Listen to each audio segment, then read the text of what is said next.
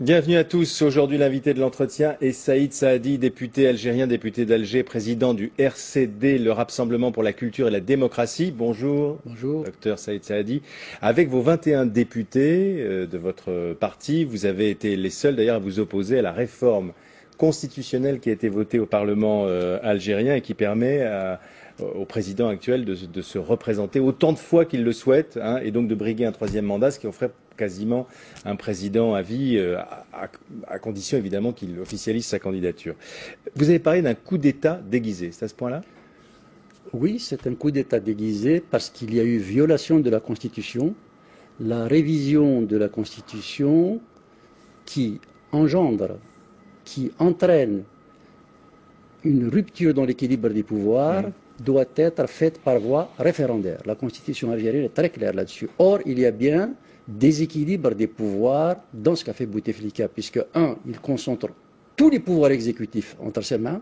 Deux, il n'y a plus de chef du gouvernement qui présentait devant l'Assemblée son programme. L'actuel Premier ministre est un chef de cabinet. Le Parlement n'avait pas vocation à s'engager dans cette opération. Il a commis une forfaiture. Une petite parenthèse, nous sommes 19 députés parce que la fraude électorale nous a condamnés depuis 10 ans à 19 députés, sachant que la Constitution algérienne dit qu'il faut 20 députés pour pouvoir faire des projets de loi. Ça tombe mal. Pourquoi est-ce que vous avez été si peu nombreux à vous opposer à ce texte si c'est une forfaiture et si c'est un coup d'État légal?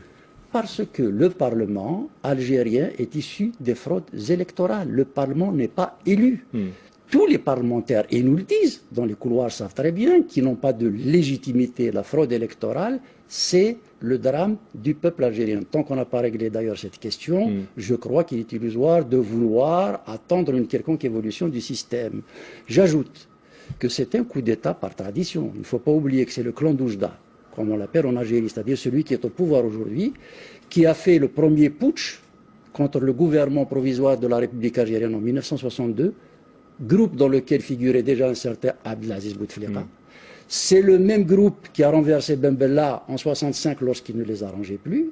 Et c'est donc le même qui aujourd'hui a décidé de s'imposer de manière tout à fait anticonstitutionnelle au pays. Bon, vous êtes, vous, un opposant absolu, radical, on vous entend, et vous n'avez jamais aucun accès à la radio, à la télévision en Algérie. Pour parler aux Algériens, il faut le faire par France 24, hein, c'est ça?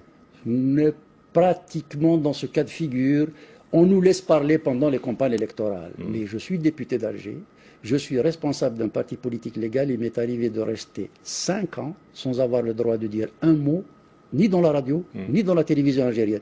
Je ne suis pas le seul. Les syndicats autonomes, qui sont reconnus par la Constitution, se battent, ils sont réprimés dans la rue, parce que Bouteflika a dit, et je le cite, « Je ne parlerai qu'avec l'UGTA », c'est-à-dire le syndicat du parti unique.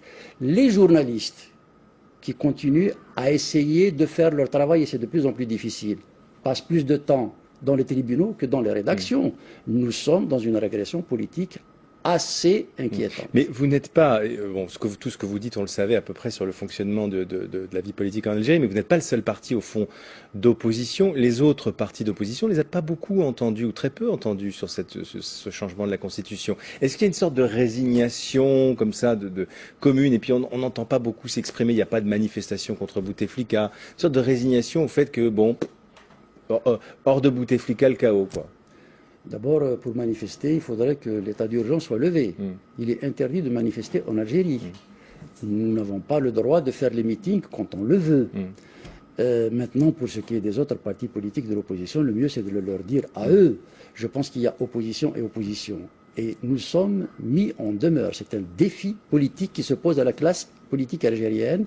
Nous devons savoir quels sont ceux qui s'installent dans les compétitions claniques. Il y en a qui disent qu'il ne faut pas que Bouteflika se présente, mais il faut que ce soit mon chef de clan qui revienne dans le même système. La fraude électorale n'est pas un problème, en tout cas elle n'est un problème que dans la mesure où elle ne sert pas mon chef. Ceux-là, je ne les considère pas comme des opposants. Ce sont des gens qui sont installés dans la noria du jeu clanique. Le problème de l'Algérie, ce n'est pas de remplacer un clan par un autre. Le problème de l'Algérie, c'est d'offrir une perspective nouvelle en dehors et contre le régime à la mesure des sacrifices et des ambitions du peuple algérien. Au fond, ce que vous êtes en train de dire, c'est que ce n'est pas seulement une question d'hommes Et au fond, la question de Bouteflika lui-même est relativement secondaire. C'est donc un régime, c'est une fraude institutionnalisée. Ça n'aurait peut-être pas vraiment fondamentalement changé si Bouteflika avait passé le témoin à un dauphin, par exemple. Ah, moi, je suis persuadé que fondamentalement, c'est un problème de régime. Disons que, comme on dit au football, Bouteflika a aggravé le score.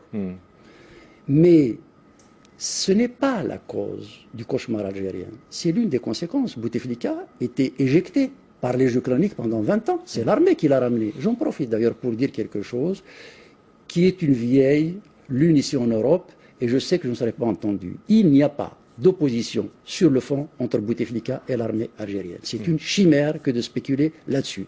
Ils sont d'accord sur les fraudes électorales, ils sont d'accord sur l'opacité, ils sont d'accord sur la censure, ils sont d'accord sur la corruption. Il y a de temps en temps des petits frottements sur qui prend beaucoup, qui prend peu, mais fondamentalement, ils sont d'accord. Bouteflika met souvent en avant la stabilité du pays, le risque terroriste. Vous rejetez en bloc cet argument-là? Mais je ne le rejette pas en bloc. Bouteflika a réintroduit le terrorisme en Algérie. Lorsqu'il était arrivé, les Algériens